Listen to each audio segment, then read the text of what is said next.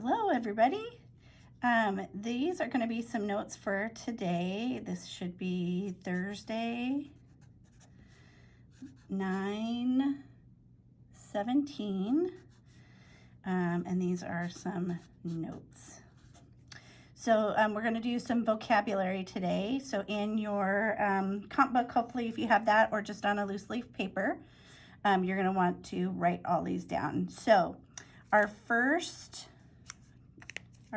vocabulary word that we want to look at is perpendicular, and that just means two lines that have a 90-degree angle, and then this is a perpendicular angle. Okay, this is the axes, so we have two axes.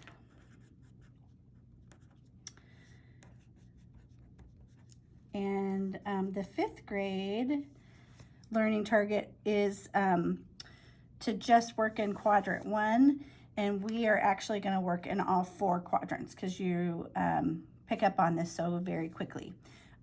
We have an intersect here, and that's where the two axes come together. We also call that an origin. And the origin will always be 0, 0. So that's where that starts. Okay, so origin and an intersect. This is a coordinate system. Put that over here.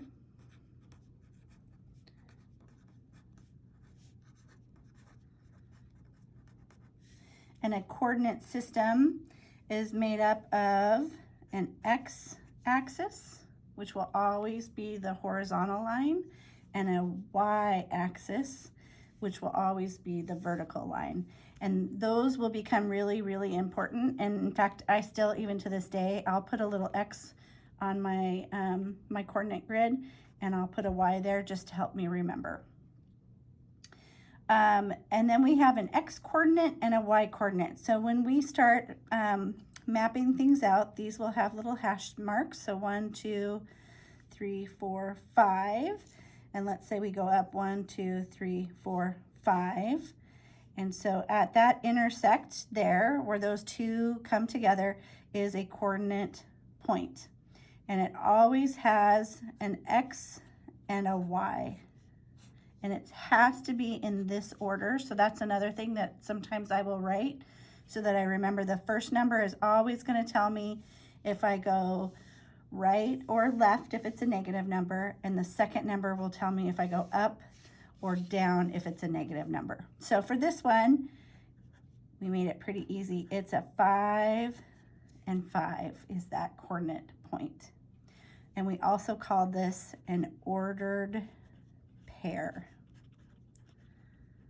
Okay, and then this would be your X coordinate, and this one is your Y coordinate. Okay, so those are our big things. We call these 4 quadrants, and so this one is quadrant 1. This one is quadrant 2, and I'm just going to put quad. And for some reason we do Roman numerals a lot with those. This is quadrant 3, and this is quadrant 4. Okay. It's also really important to know that this is going to be positive as an ordered pair. This one, because we're going to go into the negative numbers to the left of the origin, this one would be a negative positive, because then we go up in the positive range. This one will be a negative negative.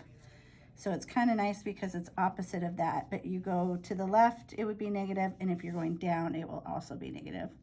And then quadrant 4, you will go to the right. So your first one will be positive, but then you're going to be going down, so it would be a negative number. And you'll notice that these two are opposite of each other as well. Okay, so those are all the vocabulary words that you're going to want to have in your notes.